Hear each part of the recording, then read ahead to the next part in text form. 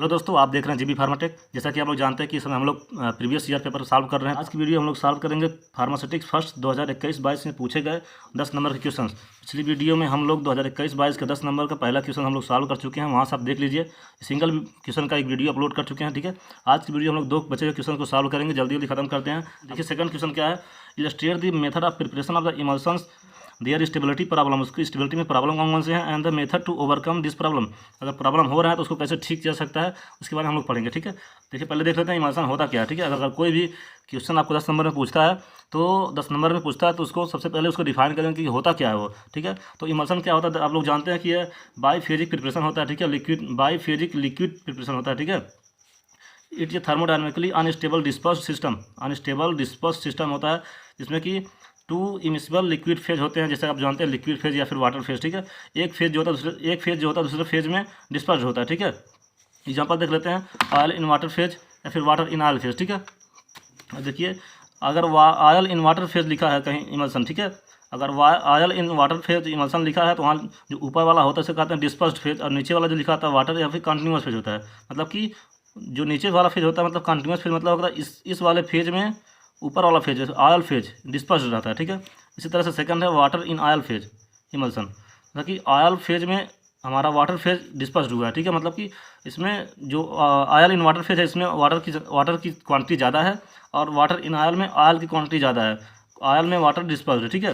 Preparation method कौन कौन से होते हैं देख लेते हैं। It can be prepared by following method, dry gum method, wet gum method and the bottle method. 3 method होते हैं, इसे पढ़ लेते हैं हम लोग, ठीक है। पहले जान लेते हैं कि all the emulsions are prepared for the oral purpose, ठीक है। ओरल पर्पज के लिए यूज़ करते हैं हम लोग, ओरली उसको लेते हैं। Prepared with the gum acacia, इसमें गम एकेसिया के साथ इसको प्रिपेयर करते हैं। देख लेते हैं पहला मेथड क्या होता है, ड्राई गम मेथड, ठीक है। जितने भी क्वांटिटी में हमें ऑयल की आवश्यकता होगी उसको मेजर करेंगे, उसको रखेंगे किसमें, dry and clean measuring cylinder में, ठीक है। मतलब ड्राई क्लीन मेजरिंग सिलेंडर में उसको मतलब मेजर करेंगे और टेकन इन अ मोटर जानते हैं क्या होता है, मोटर पिस्टल। अगर आप लैब में गए होंगे फार्मास्यूटिक्स लैब में तो आप देखेंगे एक तरह का कटोरी टाइप होता है वाटर पिस्टल, ठीक है। देखिए इस आप दिखा दे रहे हैं, देखिए रखे थोड़ा ख़राब हो गया है, बहुत दिन से रखा हुआ था, ठीक है। थोड़ा ख़राब हो गया जरूर। देखिए इस तरह से होता है मोटर पिस्टल, ठीक है। इसमें जो होता है इसको रख देंगे। Required quantity of the gum acacia powder is taken mortar pestle. फिर उसमें जो होता है रिक्वायर्ड क्वांटिटी जितना हमको अकेसिया चाहिए उसको उसी मोटर में मतलब रखते हैं। फिर ट्राइचुरेट विद द ऑयल, उसी ऑयल में मिल जाता है, उसको ट्राइचुरेट करते हैं। ट्राइचुरेट मतलब करते हैं उसको उसमें पीसना, घुमा के पीसना, उसमें घुमाते हैं। रिक्वायर्ड अमाउंट ऑफ वाटर मिलाएंगे, उसके बाद उसको ट्राइचुरेट करेंगे जब तक कि वह क्लिकिंग साउंड सुनाने दे। मतलब एक ऐसी समय आएगा ट्राइचुरेट करते करते उसमें क्लिकिंग साउंड सुनाई देगा, ठीक है। जब साउंड सुना देगा समझ लीजिए हमारा प्राइमरी इमल्शन तैयार हो गया। अब उसमें फिर जो रिक्वायर्ड जितना हमें फिर और वाटर मिलाना है, जिसमें हमारा और सारे सॉल्युबल इंग्रेडिएंट्स होते हैं, जैसे कि हमारा sweetening agent, colouring agent, stability preservatives, ये सब होते हैं। उसके साथ उसको मिलाएंगे वाटर मिलाने के बाद जो होता है जो हमारा इमल्शन बनेगा उसे कहेंगे सेकेंडरी इमल्शन, मतलब कि हमारा कंप्लीट इमल्शन बन जाएगा, ठीक है। दूसरा मेथड देख लेते हैं, सेकंड मेथड हमारा वेट गम मेथड। इसमें क्या कहते हैं, उसमें gum is triturate with the water. उसमें क्या होता है, उसमें अकेसिया था, इसमें गम इज ट्राइचुरेट, इसमें गम का यूज करते हैं, ठीक है। पेस्ट फॉर्म का मिसलेट तैयार कर लेते हैं। उसके बाद में ट्राइचुरेट with the given amount of oil, उसमें फिर ऑयल का यूज़ करते हैं एज ए बेस। फिर तब तक करेंगे जब तक कि उसमें क्लिकिंग साउंड ना आ जाए। सेम वही प्रोसेस है, बस इसमें क्या होता है, इसमें गम का यूज़ करते हैं, ठीक है, ऑयल में। फिर और भी वाटर यूज़ करेंगे जब तक कि जितना हमकी आवश्यकता होगी, तो सेकेंडरी इमल्शन बन जाएगा, ठीक है। तीसरा होता है बॉटल मेथड। बॉटल मेथड में क्या होता है, इसमें बॉटल का यूज़ करते हैं ना, इसमें हम करते हैं बॉटल का यूज़ करते हैं इमल्शन में। और emulsion of the volatile and non viscous oil, volatile oil और नॉन विस्कस ऑयल का यूज़ करते हैं। Because of low viscosity of volatile oils require the greater amount of gum. देखिए इसमें ज़्यादा मात्रा में गम की आवश्यकता होती है जो हमारे मोटर पिस्टल में नहीं हो पाएगा, इसलिए हम लोग बॉटल का यूज़ करते हैं, ठीक है। 2 मेथड होते हैं इसमें, ड्राई गम मेथड और वेट गम मेथड। देखिए वही सेम 2 मेथड होते हैं, इसके अंदर यूज करते हैं। ड्राई गम मेथड में क्या होता है, ऑयल का यूज होता है गम के साथ, ऑयल को गम के साथ ट्राइचुरेट करते हैं। जो हमारा बोतल होता है उसे कहते हैं स्टॉपर बोतल, ठीक है। इसमें ऊपर से स्टॉपर मतलब कि स्टॉपर लगा होता है जो बंद करने के लिए काम आता है, ठीक है। ऑयल को गम के साथ ट्राइचुरेट करते हैं, ठीक है। और जो वेट गम मेथड होता है इसमें गम को वाटर के साथ करते हैं। देखिए इसमें गम को ऑयल के साथ करते हैं, इसमें जो होता है गम को वाटर के साथ करते हैं, इसे कहते हैं वेट गम मेथड, ठीक है। नेक्स्ट देखते हैं स्टेबिलिटी प्रॉब्लम क्या होता है। भाई इमल्शन तो हमारा बन गया, अब उसमें क्या प्रॉब्लम है, स्टेबल में मतलब स्टेबल क्यों नहीं हो रहा है वो, तो उसमें क्रीमिंग हो जाता है, फ्लोकुलेशन एंड कोलेसेंस, ठीक है। ये 3 तरह के प्रॉब्लम हो जाते हैं, ठीक है। क्रीमिंग क्या होता है, creaming is the upward and downward movement. देखिए हमारा मान लीजिए इमल्शन बना हुआ है, ठीक है, उसको रख दिए थोड़ा समय कुछ समय के लिए, 2 घंटा 4 घंटा या फिर 1 2 दिन 4 दिन के लिए, तो क्या होगा उसमें देखेंगे हम लोग, उसकी डेंसिटी जो हमारा वाटर है, ऑयल है, दोनों की डेंसिटी अलग अलग होती है। डेंसिटी के कारण जिसका डेंसिटी ज़्यादा होगा वो धीरे धीरे नीचे की ओर मूव करने लगेगा, मतलब कि सेडिमेंट होने लगेगा। जिसका डेंसिटी कम होगा वो धीरे धीरे ऊपर की ओर जाने लगेगा, ठीक है। तो दो तरह के लेयर बन जाते हैं, क्रीम लेयर, ठीक है, उसे क्रीमिंग कहते हैं, जो कि अनएक्सेप्टेबल होता है। टू ओवरकम दिस प्रॉब्लम, इसको प्रॉब्लम को सॉल्व कैसे करें, reduction of the droplet size, जो हमारा ऑयल का ड्रॉपलेट्स है ज़्यादा बड़ा मात्रा में रहता है, ज़्यादा बड़ा रहता है, ठीक है, तो उसको उसके साइज़ को कम कर दें। Decrease in the density difference between the two phase, दोनों का जो फेज है ऑयल इन वाटर, दोनों का डेंसिटी अगर बराबर कर देंगे तो दोनों ना ऊपर जाएंगे ना नीचे जाएंगे, ठीक है, मतलब कि ज़्यादा डिफरेंस ना रहे। Increase in the viscosity of the continuous phase, हमारा कंटिन्यूस फेज इसको थोड़ा विस्कस कर देंगे तो उतना जल्दी और सेडिमेंट नहीं होगा, ठीक है। नेक्स्ट देखते हैं फ्लॉकुलेशन क्या होता है। फ्लॉकुलेशन देखिए, फ्लॉकुलेशन मतलब होता है कि छोटे छोटे जो ड्रॉपलेट्स होते हैं, ये ड्रॉपलेट्स एक साथ मिलकर के इकट्ठा हो जाते हैं। इकट्ठा होने की जो प्रोसेस होता है उसे कहते हैं फ्लॉकुलेशन, और जो इकट्ठा होगा ये पार्टिकल्स होते हैं इसे कहते हैं फ्लॉक्यूल्स, ठीक है। और कोलेसेंस क्या होता है, कोलेसेंस मतलब होता है ये जो ड्रॉपलेट्स पार्टिकल्स हैं एक साथ मिलेंगे, मिल करके एक बड़ा पार्टिकल्स बना लेंगे, ठीक है। देखते हैं हम लोग ना, एक छोटा पार्टिकल ऑयल का है, एक छोटा पार्टिकल ऑयल का, जब इसको ऑयल पार्टिकल को जब थोड़ा मिलाएंगे एक बार में, जैसे जब मिलेंगे एक साथ है तुरंत एक बड़ा पार्टिकल बना लेंगे, ठीक है, इसे कहेंगे कोलेसेंस। इसको ठीक कैसे करेंगे, addition of the strong protective coating on the oil droplets, जो हमारा ये ऑयल ड्रॉपलेट्स है ना इसके ऊपर एक कोटिंग कर देंगे। बहुत ही एक्सपेंसिव प्रोसेस होता है, टाइम टेकिंग प्रोसेस होता है इसमें, ठीक है। कोटिंग कर देंगे जिसके कारण एक दूसरे से मिलने के बाद वह दूसरे में मर्ज नहीं होंगे, ठीक है, अलग सेपरेट ही रहेंगे। किसके द्वारा करेंगे, हाइड्रोक्लोराइड या फिर फाइन पार्टिकुलेट इमल्सिफायर के द्वारा करेंगे, ठीक। Describe the various method for preparation of the ointments, हमारा जो ऑइंटमेंट है जिसे जानते हैं कि हमारा ointment semi solid doses form का होता है, उसको बनाने के कौन कौन से मेथड होते हैं देख लेते हैं। तो देख लीजिए कि अगर कोई, पहले हम लोग पढ़ लेते हैं कि कोई भी अगर वेल मेड ऑइंटमेंट है, मतलब कि एकदम वेरीफाइड अच्छी तरह से बना हुआ कोई ऑइंटमेंट है, उसमें कौन कौन प्रॉपर्टीज होते हैं, uniform through out and free from grittiness, ठीक है।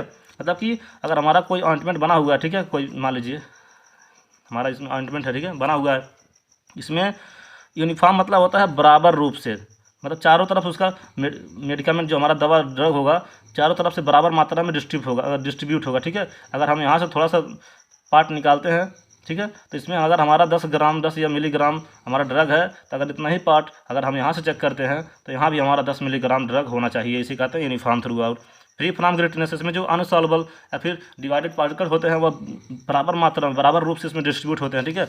मिक्सिंग टेक्निक होता है, देख लेते हैं। अगर हम लोग बनाते हैं तो इसमें कौन कौन से उसमें 2 टेक्निक यूज होते हैं मिक्स करने के लिए, इन ड्रग्स को और इंग्रेडिएंट के साथ मिक्स करने के लिए 2 तरह के टेक्निक यूज होते हैं, मिक्सिंग टेक्निक कहते हैं, फ्यूजन और ट्राइट्यूशन तो हम लोग पढ़ चुके हैं, अभी जल्दी पढ़ें ट्राइट्यूशन कैसे करते हैं, ठीक है, पढ़ते हैं। फ्यूजन क्या होता है, ingredients are melted together to ensure homogeneity, मतलब कि मेल्टिंग के द्वारा इसको, मान लीजिए कि हमारा ड्रग है, ये हमारा इंग्रेडिएंट्स है, बेस फेज है, इसको कैसे हम लोग मिलाएंगे एक दूसरे में, स्टीयर करते करते, मतलब कि एक ऐसा हीट कर, मतलब उसको हीट प्रोवाइड करेंगे उसको धीरे धीरे उसको स्टीयर करते रहेंगे, ऐसा हीट के द्वारा जो होता है एक दूसरे से मिल जाएंगे और हमारा एक तरह का बराबर मात्रा में, मतलब कि यूनिफॉर्मली डिस्ट्रीब्यूट होकर के हमारा ऑइंटमेंट तैयार हो जाएगा, ठीक है। अब देख लेते हैं कौन कौन से मेथड होते हैं। Fusion method for preparation of the ointment, इसमें क्या होता है, when an ointment base contain a number of the solid ingredients, हमारा जो ऑइंटमेंट बेस होता है ना, वह उसमें हम लोग जब सॉलिड इंग्रेडिएंट को मिलाएंगे तो क्या करेंगे, उसको मेल्ट करने की ज़रूरत है। मेल्ट करने के लिए 2 मेथड होते हैं, उससे पहले देख लेते हैं कौन कौन से बेस यूज़ कर सकते हैं इसमें। बीज वैक्स हो गया, cetyl alcohol, stearic acid, hot paraffin, ये सारे हमारे बेस होते हैं जो उसमें यूज होते हैं, ठीक है। अब देख लेते हैं कौन कौन से मेल्टिंग मेथड होते हैं, ठीक है। मेल्टिंग मेथड कौन कौन से होते हैं, 2 मेथड होते हैं उसको मेल्ट करने के लिए, method first and method second. अब देख लेते हैं मेथड फर्स्ट क्या होता है, the component are the melted in the decreasing order in their melting point.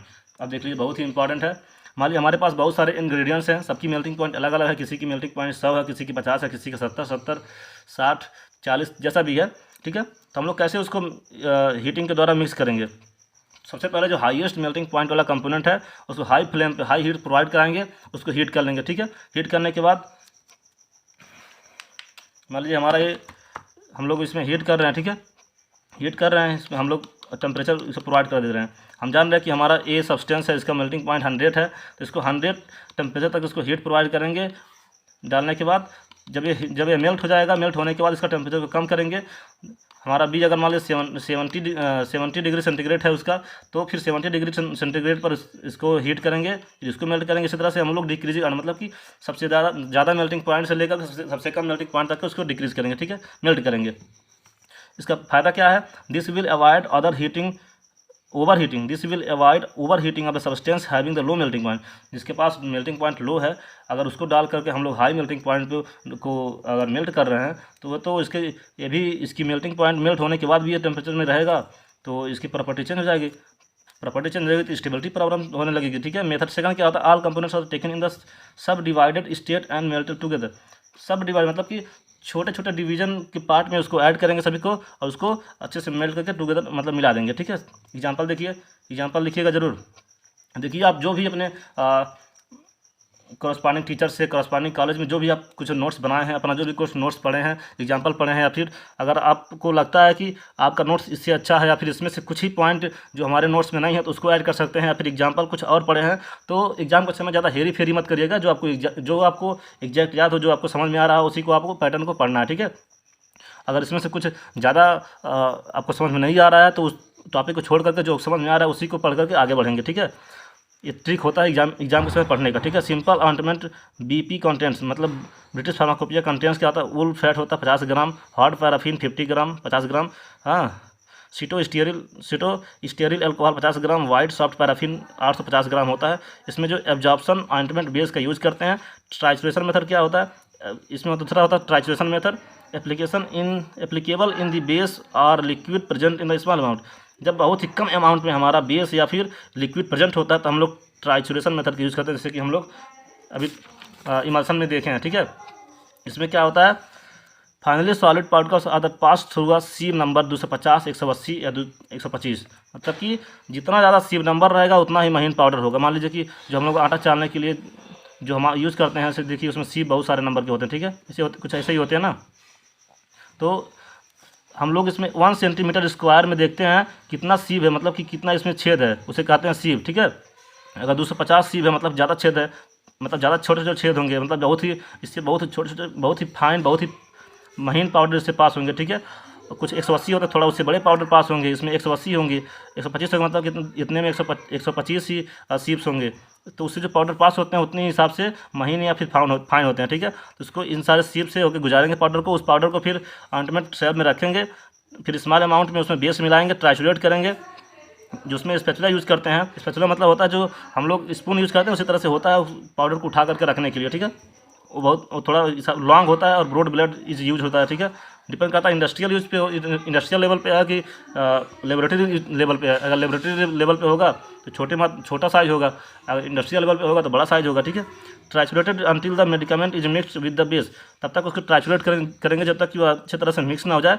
Finally liquid ingredients are added. उसके बाद में जो हमारा लिक्विड कंटेनिंग द इंग्रेडिएंट्स होता है उसको ऐड करेंगे, ठीक है, जितना मात्रा में चाहिए। उसके बाद हमारा ऑइंटमेंट तैयार हो गया। एग्जांपल देख लीजिए, वाइड फील्ड ऑइंटमेंट, जिसे कहते हैं बेंजोइक एसिड ऑइंटमेंट। इसको याद कर लीजिएगा। जैसे बेंजोइक एसिड फाइन पाउडर होता है 6 ग्राम, सैलिसिलिक एसिड होता है 3 ग्राम, एंड इमल्सिफाइंग एजेंट होता है 91 ग्राम, ठीक है। और भी मेथड होते हैं इसमें, देख लीजिएगा। Ointment preparation by the chemical reaction, ठीक है। इसमें 2 होते हैं, ointment containing the free iodine and ointment containing the combined iodine. इसमें एक और मेथड देख लीजिए, preparation of the ointment by the emulsification. Emulsification के वजह से हम लोग वही इमल्सन पढ़े हैं ना, उसी प्रोसेस के द्वारा हम लोग ऑइंटमेंट को भी बनाते हैं, ठीक है। चलिए, अगर आप चैनल पर पहली बार आए हो तो चैनल को सब्सक्राइब कर लीजिए ताकि हर नई वीडियो सबसे पहले आप तक पहुंचे। और वीडियो को लाइक करिए, अपने दोस्तों में ज़्यादा से ज़्यादा शेयर करिए। चलिए, मिलते हैं छोटे से ब्रेक के बाद नई वीडियो के साथ। तब तक के लिए जय हिंद, नमस्कार।